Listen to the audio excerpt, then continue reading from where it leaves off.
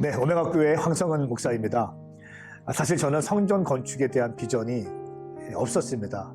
그저 대학교 앞에 청년들을 위한 공동체 교회를 계속 개척해 나가는 것이 비전이었는데, 성경을 보다가 다윗이 성전을 건축하려고 했다는 생각만으로도 하나님께서 기뻐하셨다는 것을 보게 되는데, 그 말씀 보면서 성전 건축, 큰 교회 이런 거에 대한 혼적인 저의 생각이 확 비늘이 벗겨지는 것처럼 벗겨지게 되었어요. 사실 저희 아버님도 목사님이시고 성전 건축하다가 굉장히 어렵게 되는 것을 봤기 때문에 성전 건축은 정말 저한테는 없던 플랜이었는데, 말씀을 묵상하다가 성전 건축만큼 주님께서 기뻐하시는 것이 없다라고 하는 확신을 갖게 되었습니다. 그래서 성전 건축을 하기로 결정했습니다. 저희가 가지고 있던 건물이 없었기 때문에 늘 공간이 협소했습니다. 청년들은 막 부흥되고 있고 또 많은 사역들이 있는데 그 공간이 늘 부족했기 때문에 안타까움이 있었습니다. 성전 건축을 할 때 제가 이렇게 부탁드렸어요. 청년과 다음 세대를 위한 교회임을 모든 사람들이 알았으면 좋겠다. 그리고 세상과 소통하는 교회, 그리고 세상을 섬길 수 있는 교회 같지 않는 교회의 모습을 저희는 꿈꿨습니다. 왜냐하면 교회가 너무 세상에 소통하지 못하고 있고 손가락질 당하고 있는 것을 보았기 때문에, 어떻게 하면 세상을 섬길 수 있고 소통할 수 있을까, 특별히 이 시대의 젊은이들에게 어떻게 하면 친근하게 다가갈 수 있을까, 이것이 성전 건축의 중요한 방향성이었습니다. 성전 건축을 하다가 교회가 굉장히 어려워지고 또 성도들 간에 마음이 나뉘어지고 이런 것들을 너무나 많이 보았고 그런 소식들을 많이 듣게 되었어요. 그래서 교회에 이렇게 선포했습니다. 성전 건축하면서 선교 포기하지 않는다. 사역자들 사례비 줄이지 않는다. 그래서 성전 건축하는 중에 몽골과 인도와 말레이시아에 새 가정을 파송했고 사역자들 사례비도 다 올렸습니다. 그리고 하나님께 우리가 최선을 다해서 예물을 드리고 기도함으로 목회를 진행했습니다. 특별히 새벽 예배 끝나고부터 밤 늦게까지 진행되어지는 프라미스랜드 기도의 집 컨테이너 박스를, 공사 현장에 컨테이너 박스를 만들어 놓고 거기에 계속해서 릴레이로 비가 오나 눈이 오나 기도했습니다. 그것이 가장 기억에 남고요. 또 9월부터 10월, 11월까지 약 2달 정도 여리고 기도회를 했습니다.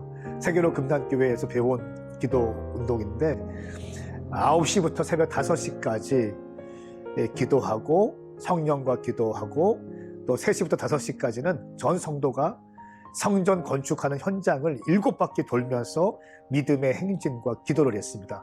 그러면서 성도님들의 마음에 성전이 세워지는구나, 빈 땅에서 그렇게 첫 번째 했고, 두 번째 해는 성전 건축이 되는 가정 가운데 또 7바퀴 돌고, 또 이제 성전이 다 지어진 다음에 7주간 또 7바퀴를 돌았습니다.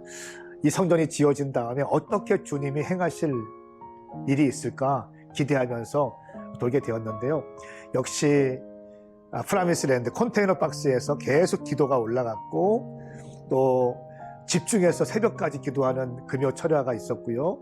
또 사역자들, 선교사님들 사례비 깎지 않고 선교사님들 오히려 파송하면서 본질적 교회의 부르심 놓치지 않고 간 것이 하나님께서 은혜 베풀어 주시고 또 감동 주셔서 온 성도들이 한 마음이 되어서 성전을 건축하게 되었습니다. 사닥다리 나성민 우리 대표님께서 처음 만남을 할 때 또 계약서를 쓰기 전에 이렇게 말씀하셨습니다. 저희는 목사님 입장에서, 교회 입장에서 성전을 건축하겠습니다. 목사님은 목회에 전념하십시오. 이렇게 말씀을 하셨습니다. 저는 많은 사업하시는 장로님들 만나봤고 사업하는 크리스찬들을 만나봤는데 반신반의했습니다. 그런데 사닥다리 나성민 대표님께서 그 말씀을 끝까지 책임을 지셨어요. 그 책임을 질 뿐 아니라 정말 건축을 하다 보면 어려운 순간순간들이 있는데 그때마다 저에게 힘을 주시고 격려해 주시고 잘 될 거라고 말씀하시고 또 우리가 도울 것은 무엇이 있냐고 말씀하시고 제가 어떤 마음이 들었냐면 마치 오메가 교회 건축위원장 같은 마음으로 성전 건축하는데 대표님께서 그렇게 마음을 모아주시고 정성을 쏟아주시니까 모든 그 임직원들, 현장에서 일하시는 분들까지 그렇게 저희 교회를 소중하게 여기시고 건축하신 것 같습니다. 저는 개인적으로 건축하면서 한 번도 힘든 적이 없습니다. 마음 편하게 건축했습니다. 작은 불편함도 없었습니다. 이거 제가 정말 어디 집회할 때마다 간증하는 내용인데요. 조금도 마음이 불편한 적이 없고 힘든 적이 없었어요. 어떤 분들은 건축하면 머리도 빠지고 이빨도 빠지고 막 거의 어려워진다고 하는데 정말 주님 은혜 가운데 마음 편하게 사역했고 목회했고 집회했고 저는 계속 집회 다니면서 기도했고 은혜 가운데 작은 염려와 근심도 없이 주님께서 이렇게 인도해 주신 것이 가장 기억이 납니다.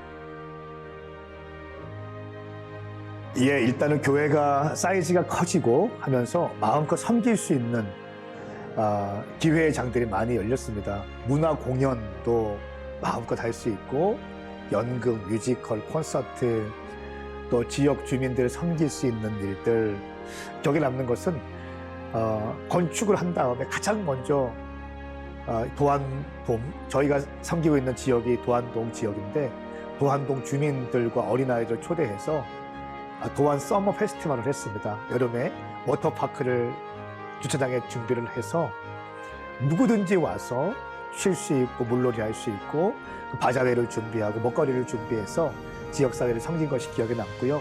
또 은퇴하신 목사님들 늘 해마다 어버이날, 어버이 주일 그 다음 월요일 날 저희 교회에서 섬겼는데 공간이 넓게 준비된 그 로비에서 우리 목사님들 섬기고 또 사진 찍어드리고 했던 것이 참 기억에 남습니다.